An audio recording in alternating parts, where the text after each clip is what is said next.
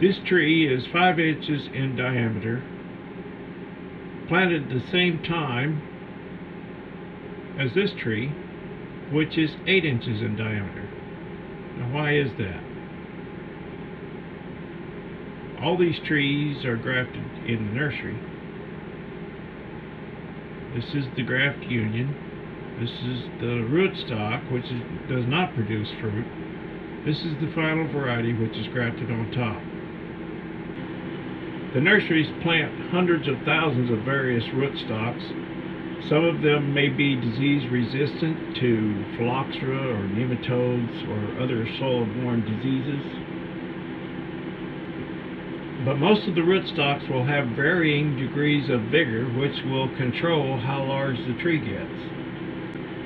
The grower will choose a particular combination of rootstock and top variety depending on many factors, such as soil type, elevation, length of the growing season, density of planting, and so forth.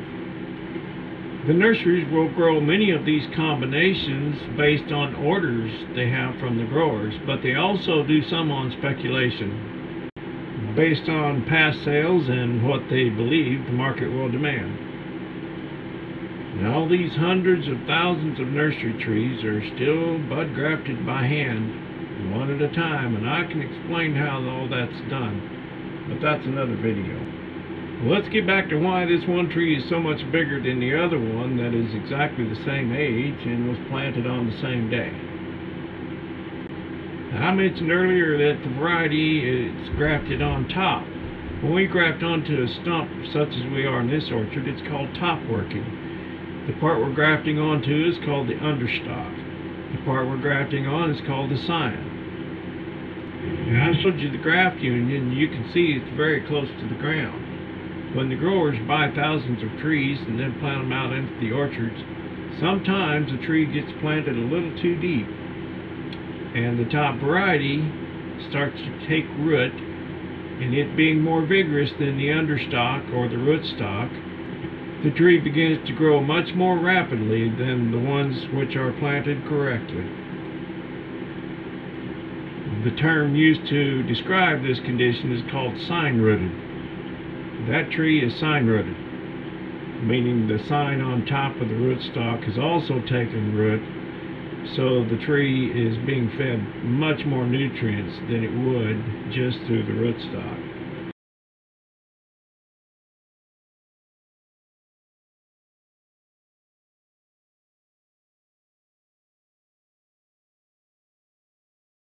Hey Adam, this is Ken Coates. I got your message. I've been out on a chainsaw all morning, so didn't hear the phone, but I just stopped to fuel up, and so you got a few cherry trees to do. Yeah, I need to see if they're big enough for a stick graft or not to do them this spring. If not, well, you know, a spring chip bud works pretty good on cherries. I've done that, so that's possible, you know. The only, I mean, I try to have my cherries done in March pretty much. We start about the middle of February on cherries, but, you know, it's so late and cold this year, I don't think it'd be a problem at all. I just try to get them while they're still dormant, you know, pretty much. Yeah, I would need to see the wood. It's not by, is it by any chance from, Bickery? No? Okay, okay.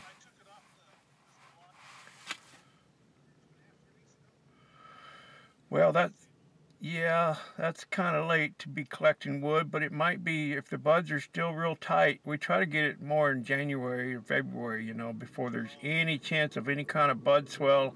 Do you think they were the buds real tight on it when you got it still? Okay. Yeah, that's not good. But I'd be happy to look at it, you know. What's your schedule today? Oh, okay. Okay.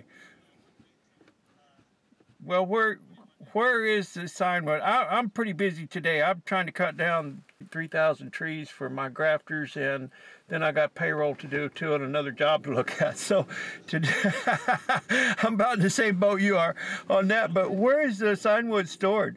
Columbia Fruit, Old Station. Okay. Okay, I could probably take a look at that tomorrow. So you work full-time at another job.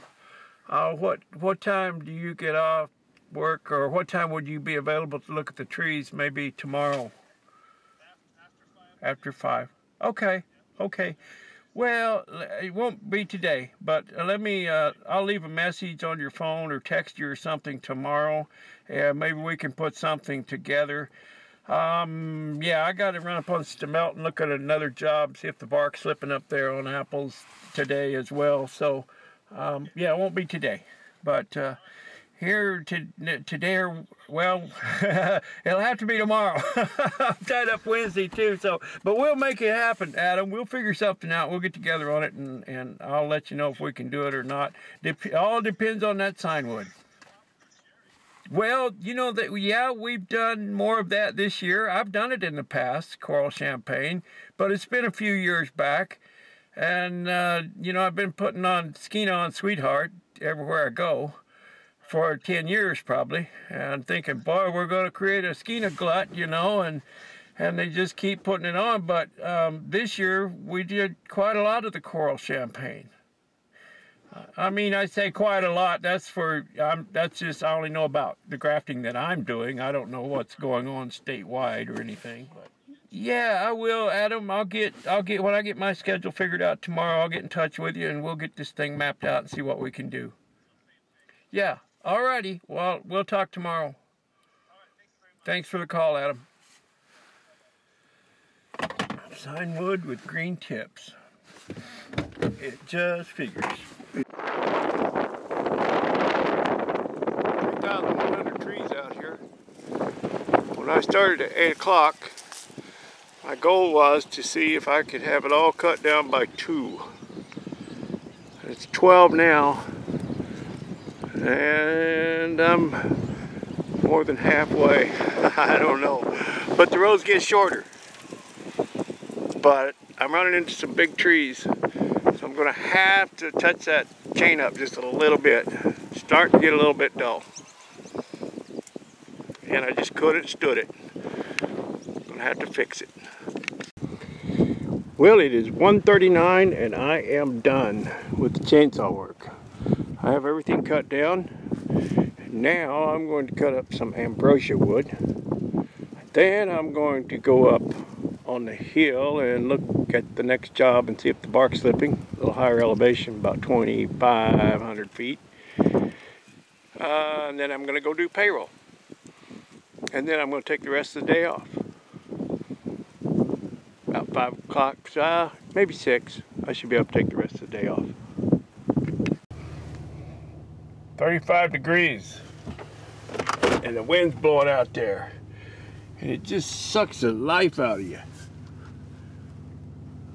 I don't mind the cold, but oh, I don't like wind. I was cutting wood and Victor came over and had a real sad look on his face. He said, I'm going to have to ask you for a favor. I said, well, spit it out, Victor. He said, I don't think I brought enough paint. We're going to need some more paint. I said, well, Victor, we got lots of paint. Yeah, I know, but it's at the shop. So I'm going to go back home and get some paint and bring it back out here so he can finish the day. And that's okay.